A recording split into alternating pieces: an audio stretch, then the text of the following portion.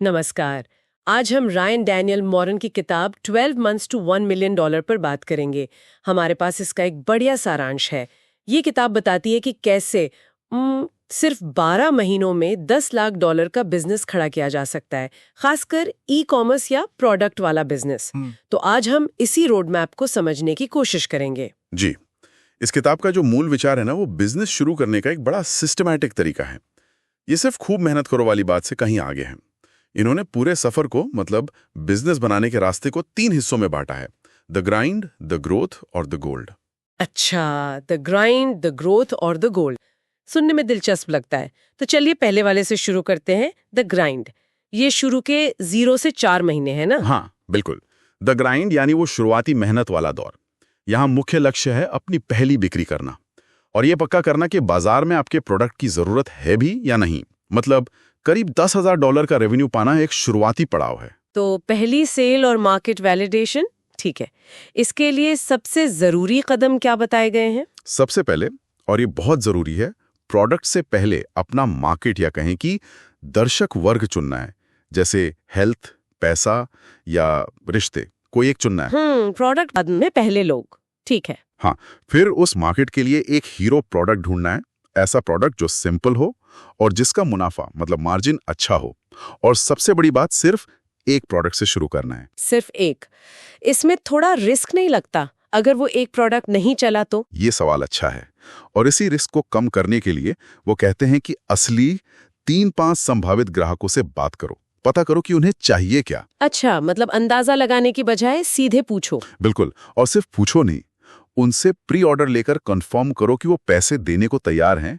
ये वैलिडेशन का सबसे पक्का तरीका है। हाँ, ये बात तो सही है, सीधे कस्टमर से इन्फॉर्मेशन। और फिर ब्रांडिंग वगैरह? शुरू में बिल्कुल सिंपल, एक नाम, एक लोगो, और शॉपिफाई या Amazon FBA जैसे टूल्स का इस्तेमाल करो। Amazon FBA तो पता ही होगा, Amazon आपके लिए स्टोरेज और शिपिंग करता है। जी। और एक और बात कही गई है, तैयार होने से पहले बेचना शुरू करें। ये कैसे? हाँ, मतलब परफेक्शन का इंतजार मत करो।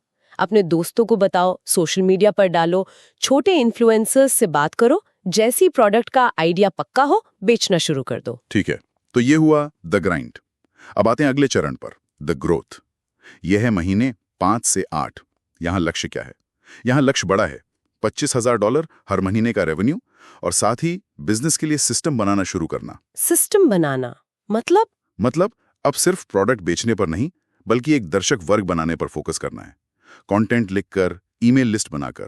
किताब में एक लाइन है, आपका व्यवसाय इज इक्वल टू आपके दर्शक प्लस आपका उत्पाद। अच्छा, यानी लॉयल कस्टमर बेस बनाना। हाँ, और फिर इसी दर्शक वर्ग के लिए प्रोडक्ट नंबर 2 और 3 लॉन्च करना है। ध्यान दें, उसी दर्शक वर्ग के लिए, ताकि आप अपने चुने हुए नीश में और गहरे जाएं। ये बात ध्यान देने वाली है कि नए प्रोडक्ट भी उसी कस्टमर ग्रुप के लिए हो। और इसी स्टेज पर पेड एड्स की बात भी है, फेसबुक, इंस्टाग्राम। जी हाँ, अब बिजनेस को स्केल करने के लिए पेड विज्ञापन का इस्तेमाल करना है, और साथ ही CRO पर ध्यान देना है, कन्वर्जन रेट ऑप्टिमाइजेशन।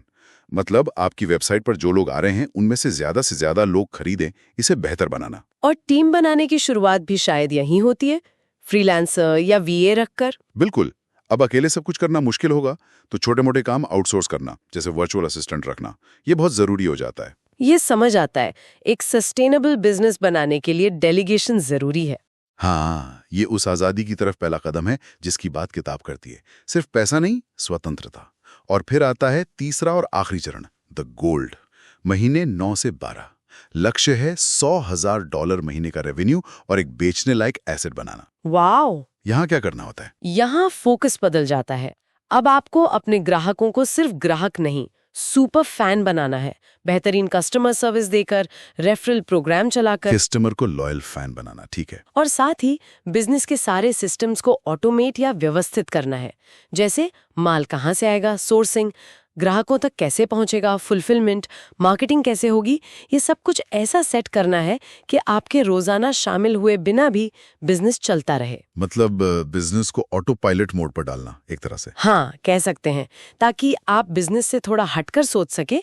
और फिर आता है आखिरी बड़ा कदम, एग्जिट की तैयारी। एग्जिट यानी बिजनेस बेचना। हाँ, या तो बिजनेस को उसके सालाना मुनाफे के 3 से 5 गुना दाम पर बेच देना, या फिर उसे कैश फ्लो एसेट की तरह रखना जो आपको लगातार इनकम देता रहे।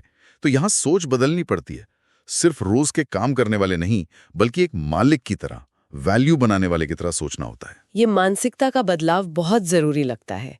तो अंतिम लक्ष्य सिर्फ पैसा कमाना नहीं, बल्कि स्वतंत्रता पाना है। बिल्कुल सही। और किताब में प्रोडक्ट चुनने, जैसे हाई मार्जिन, सदाबहार प्रोडक्ट और मार्केटिंग, शुरू में इन्फ्लुएंसर, फिर ब्रांड स्टोरी की जो टिप्स हैं, वो भी इसी बड़ी सोच का हिस्सा हैं। तो इस पूरी बातचीत का सार क्या निकलता है? यही कि एक स्ट्रक्चर्ड प्लान हो, जिसमें एक प्रोडक्ट, एक दर्शक वर्ग, कस्टमर से सीधी बात और फिर धीरे धीरे बिजनेस को बढ़ाना। इस तरीके से एक साल में काफी कुछ हासिल किया जा सकता है। हाँ, मोरैन का फ्रेमवर्क यही कहता है। एक क्लियर रोड मैप है। उनकी आखिरी सलाह भी यही है, किसी खास दर्शक वर्ग की सेवा करने पर ध्यान दो और रुको मत, बस शुरू करो। एकदम सही, बस शुरू करो। लेकिन एक बात और, ये किताब रास्ता तो दिखाती है, पर असल सफर में आप जानते हैं लगातार एक्शन लेना पड़ता है और ऐसी मुश्किलें आती हैं जो किसी प्लान में लिखी नहीं होती। तो सोचने वाली बात यह भी है कि इन प्लान किए हुए पड़ावों के बीच जो अनचाही रुकावटें आएंगी, जो अनिश्चितता होगी, उसके लिए कोई दिमागी तौर पर कैसे तैयार रहे, ये भी एक सवाल है जिस पर गौर करना चाहिए।